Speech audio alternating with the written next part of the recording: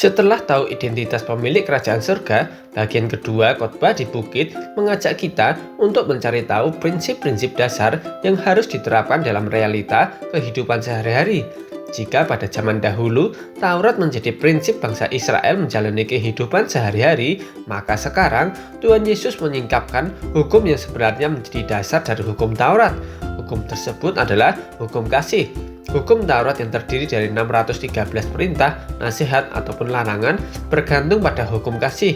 Jadi, pada bagian kedua khotbah di bukit, kita diajak untuk menelusuri prinsip dasar warga kerajaan surga menjalani hidupnya di bumi. Bagian pertama tentang pengenapan hukum Taurat. Hukum Taurat menjadi standar kekudusan dalam perjanjian lama bagi setiap orang yang ingin melihat Allah. Dan Tuhan Yesus menjelaskan bahwa kedatangannya bukan untuk meniadakan hukum Taurat. Tuhan Yesus bahkan berkata bahwa satu iota pun tidak akan hilang sebelum langit dan bumi lenyap, dan memperingatkan orang-orang untuk tidak meniadakan perintah dalam hukum Taurat walaupun sekecil apapun itu. Dan maksud Tuhan Yesus menggenapinya adalah dengan melaksanakan perintah hukum Taurat sampai mati menebus dosa manusia di kayu salib. Standar kekudusan hukum Taurat hanya bisa dicapai oleh Allah sendiri, menunjukkan pada kita bahwa manusia tidak sanggup mencapai Allah kecuali melalui Tuhan Yesus Kristus sendiri yang telah menggenapi hukum Taurat, karena Yesuslah Allah.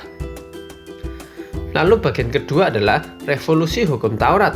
Setelah menjelaskan posisi hukum Taurat dalam hidup orang Kristen, Tuhan Yesus menjabarkan beberapa perbandingan dari hukum Taurat yang telah sering didengar dengan maksud yang lebih dalam dari sekedar perintah, yaitu maksud Allah di balik perintah-perintah yang tercantum dalam hukum Taurat, yaitu kasih. Dalam pengajaran Tuhan Yesus yang lain, dijelaskan bahwa hukum kasih mencakup seluruh hukum Taurat. Hal ini bukan berarti semua hal dapat diselesaikan dengan kasih, membiarkan kejahatan dan sebagainya. Tapi jika dahulu hukum Taurat mengadili seseorang melalui pelanggaran yang telah diperbuatnya, tapi sekarang hukum kasih tidak hanya mengadili apa yang telah diperbuat seseorang, tapi hukum kasih sudah mengadili apa yang tidak diperbuat dan tidak tampak oleh mata. Artinya, hukum kasih telah lebih dahulu mengadili seseorang sejak pelanggaran itu masih berupa benih atau sejak masih ada di dalam hati dan pikiran. Hukum kasih menuntut hati yang bersih, dan Tuhan Yesus benar-benar menunjukkan bagaimana menggenapi hukum Taurat atau hukum kasih secara sempurna, yaitu rela mati demi orang-orang yang berdosa. Sehingga bagian kedua ini ditutup dengan harapan penulis supaya para pengikut Kristus sempurna, sama seperti Tuhan Yesus Kristus sempurna. Inilah bagian kedua khotbah di bukit, yaitu tentang landasan hukum pengikut Kristus.